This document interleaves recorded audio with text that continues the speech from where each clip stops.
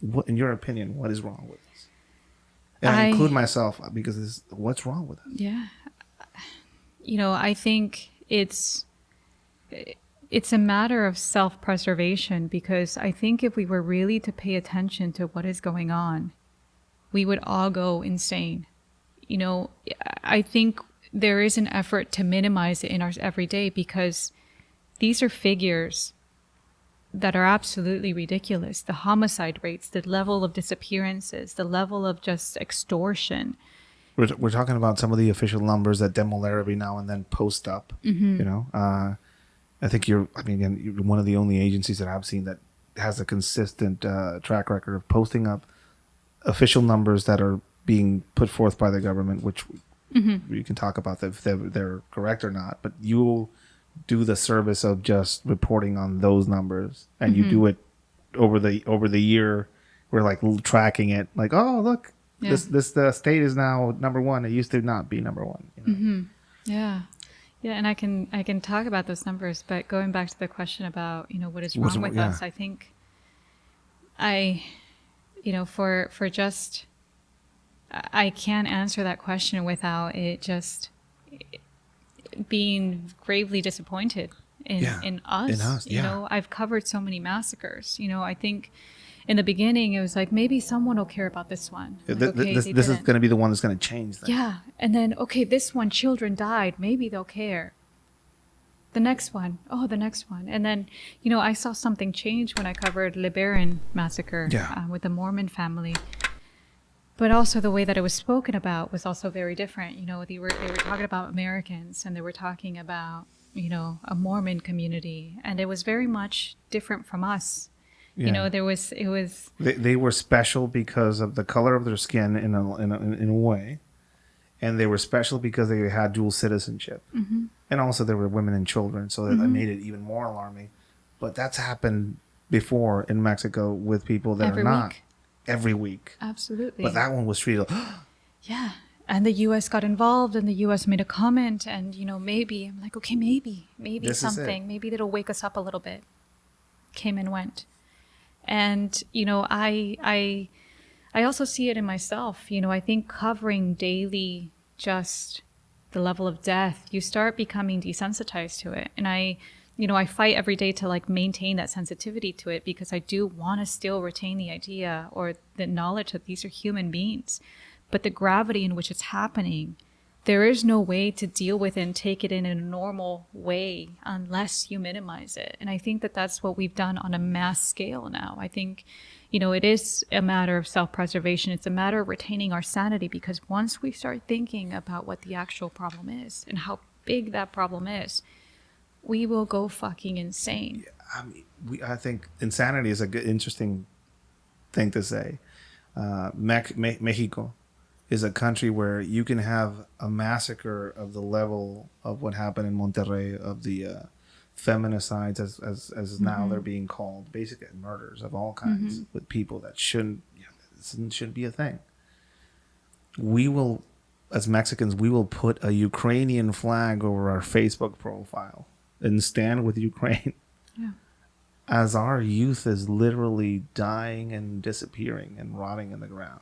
And this is who we are. Absolutely. And this is something I point out in myself, in us as a country. We're completely detached from our own reality and the escapism that some social media sometimes provides for us, where we're looking at a conflict zone across the ocean and standing with Ukraine. And standing with you, we saw protests related to the Floyd situation in Mexico. Yeah, insane. We see protests related to feminism and related to gender pronouns in Mexico City, and violent ones with a lot of energy, with a lot of coverage. Yet the amount of just horrible, nightmarish things that happen in this country just get. I was this past Mother's Day, I was mentioning there were protests from the Madres Buscadoras, the relatives of missing persons. They orchestrated a protest in Mexico City. They first started in front of the presidential palace. No one came to receive them. No one paid attention. One official came for a couple of minutes, did a few kind of formalities, spoke to a woman who was leading the march. She comes every single year. She's in a wheelchair, older woman. Every single year she comes to Mexico City. She's from Jalisco to protest this, to say that this is wrong. And I mean, I was there standing. I think I was one of the only media people that were covering this, asking questions, how long have you been coming here?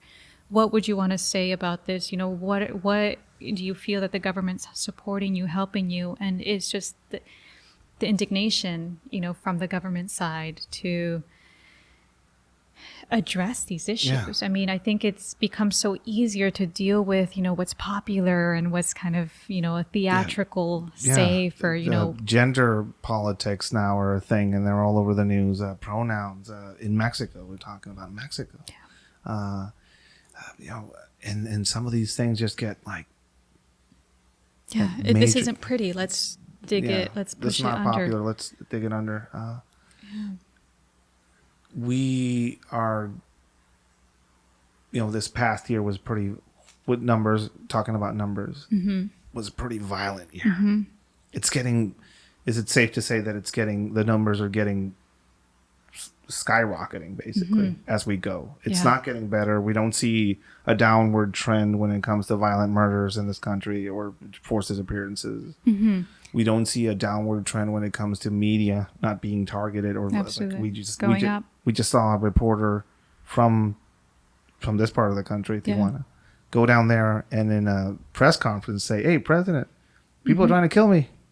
People are trying to kill me. Can you do something about this? We'll figure it out." They killed her, right? And it's not an isolated case, and like it's pretty insane to kind of experience and see. Like, where do you see these trends heading? Like, where are we going with these numbers? Like, what's happening? I mean, to start from, a kind of a disclaimer that I always put, or that we always put in all of these posts, is that these are the official numbers, but these aren't the actual numbers, and we make a point to show these numbers because that's the only figure that we get.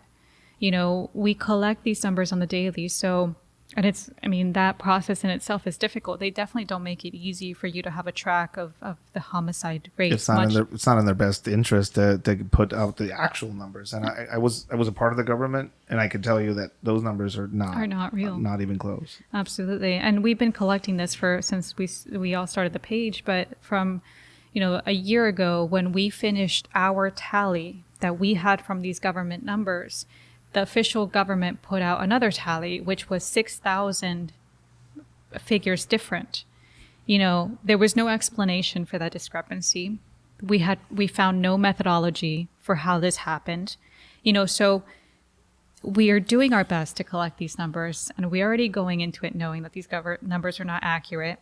The actual, because they're also not counting the incidences where, a body is not discovered. What happens to the bodies that are picked up in clandestine graves? Are those placed in these figures? We have no answers for that. So it's going higher, and there is no sign that there's no indication of a downward trend or any of that. No. And, the president went on a Mañanera, his morning conference, and he said, we have a 3% reduction rate in homicides. That sounds great in theory, the way that you're presenting it, but let's actually look at those numbers. 3% in some of the highest numbers that we've seen in our history is marginally insignificant. We're being fed this idea that we're getting better and, our policies are working. But when we actually see those numbers, even knowing that they're not accurate, they're still some of the worst homicide rates that we've seen. We're talking about conflict, war zone level homicides. And, I was talking to a taxi driver in 2019, when the highest figures first came out. And, we were listening to a radio broadcast and they were like over 34,000. And I'm like, what do you think about this? He's like, what he said was really interesting because he's like, we're the only country not at war with these numbers. And then he kind of just smiled a little bit. He's like, but we're still a couple million anyway, and that level of kind of you trying to rationalize this insanity that it's going back to being insane. So we're not at war, Mexico isn't at war. If I look at the conflict from an outside perspective, I'd see a very unique insurgency happening within Mexico, where there's several factions fighting against the government in conjunction with the government, and being funded by outside influences and money and guns and all of this. Right? Basically, in Mexico, I see a proxy war of a sort. You definitely, in my opinion, I see an influence by. During the COVID epidemic, the only cartel that grew in an exponential fashion was the New Generation cartel. And I think it probably has something to do with their access to Pacific side ports. It probably had something to do with the fact that they were not cut off from fentanyl coming out of China and precursors to make their product. Sinaloa cartel was actually smuggling fentanyl from the U.S. into Mexico to then put into a product and smuggle it back. So if you were Alex Jones enough, you would think that Mexico is kind of a Vietnam in a way, where there's proxy agents working for different sides. It is very much an open conflict area, I think. Just because it isn't raining in your backyard right now doesn't mean it's not raining somewhere. So a lot of people that live in Mexico, there's another aspect of it. This is Tijuana. Like you've been around here for a bit. You see all the apartment buildings going up. You see property prices raising. You see a lot of the COVID refugees living down here, and economic refugees living down here now. And with them, they're bringing their drug market specifically. A lot of Americans are like creating a big demand and drug market in Mexico. Marijuana trafficking happens from San Diego to Tijuana now, which is fascinating. Yeah. And they are moving into a country that is basically at war. So Americans have various opinions as far as Mexico being a country that is at war or not, and also what the cartels are.